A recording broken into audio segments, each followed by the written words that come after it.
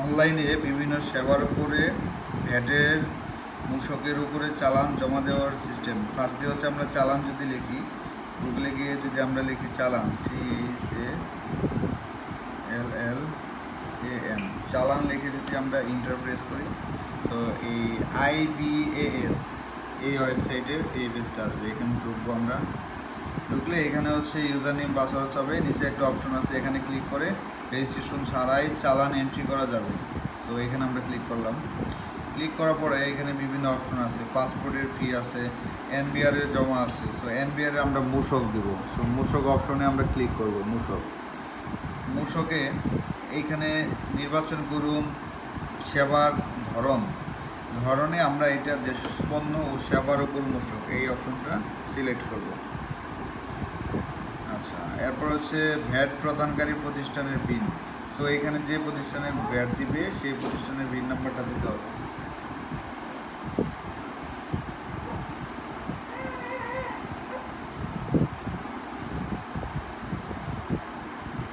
So আমার প্রতিষ্ঠানে একটা পিন নাম্বার আছে, সেটা আমি দিয়ে দিলাম। দেওয়ার পর এখানে কত টাকা দিতে হবে সেই পরিমাণটা লিখতে হবে। সো আমি হচ্ছে 1500 টাকা ভ্যাট দিই, সেই অপশনটা আমি লিখে দিলাম 1500 টাকা।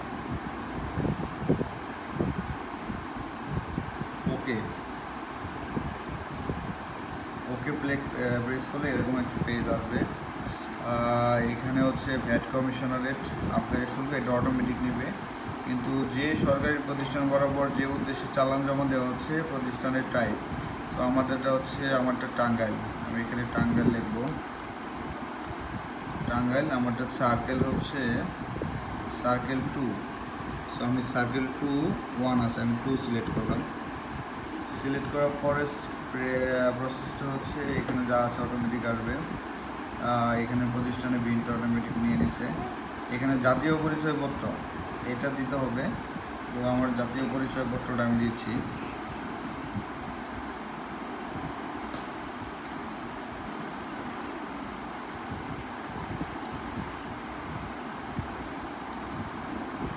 জন্ম তারিখ দিতে হবে।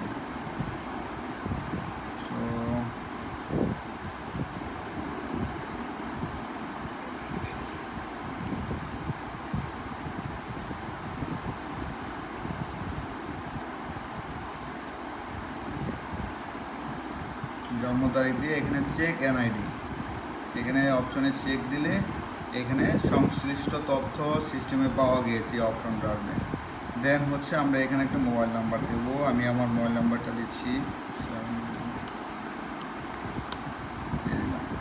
এখানে মোবাইল ব্যাংকিং, এখান থেকে বিকাশ, নগদ, রকেট যে যেটাতে দিতে চান আদার্স অপশন আছে সেগুলো দিতে হবে। সো আমি বিকাশে দেবো, বিকাশটা সিলেক্ট করলাম।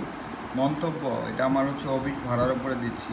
সো অফিস রেন্ট, আমি হচ্ছে অফিস রেন্ট মন্তব্য করলাম। এখানে সেভ দিব, সেভ দিলেই আমার হচ্ছে বিকাশের পেমেন্ট অপশনটা চলে আসবে। সো এইভাবেই অটোমেটেড চালান সিস্টেমটা জেনারেট করতে হয়। সো আমি যদি এখন সেভে চলে যাই, এইখানে বিকাশ পেমেন্ট অপশন চলে আসছে 1500 টাকা। সো এখানে প্রসেস করলে পিন নাম্বার দিয়ে পেমেন্টটা ওকে করতে হবে। এই হচ্ছে সিস্টেম।